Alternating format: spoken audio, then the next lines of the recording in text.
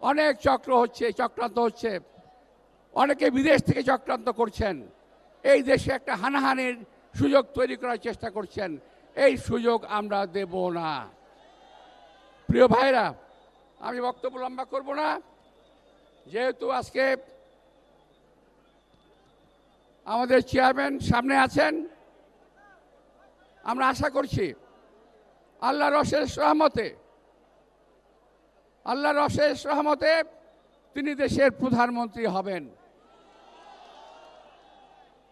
যদি হতে পারে, হওয়ার পর আমার ছোট্ট কয়েকটি দাবি আছে ওনার কাছে এলাকাবাসীর পক্ষ থেকে। আমাদের এলাকায় গ্যাসের সমস্যা আছে, পানির সমস্যা আছে, জলাবদ্ধতা আছে। এটা দূর করার একটা ব্যবস্থা করতে হবে।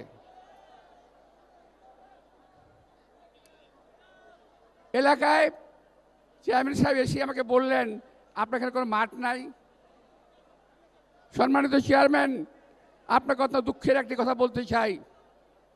1978 সালে শহীদ রাষ্ট্রপতি জিয়াউর রহমান সাহেব যখন আমার এলাকায় আসেন, তখন তিনি কথা দিয়েছিলেন এলাকায় মাঠ করবেন, কমিউনিটি সেন্টার করবেন।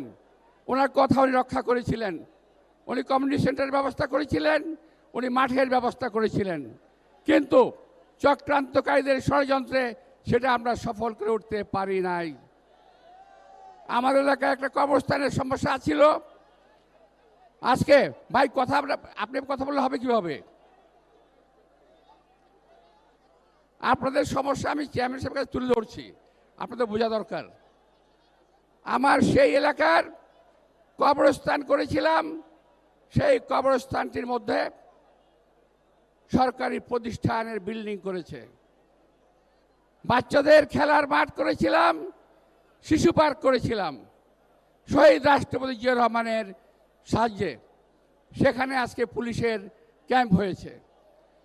প্রিয় ভাইরা, আমি বেশি কিছু না, বেশি দাবি নাই, শুধু কবরস্থানের জায়গাটা ফেরত চাই, আমার মাঠের জায়গাটা আমি ফেরত চাই। আমাদের এলাকায় মানুষের খেলার জায়গা নাই। আর একটা দাবি আছে আমার।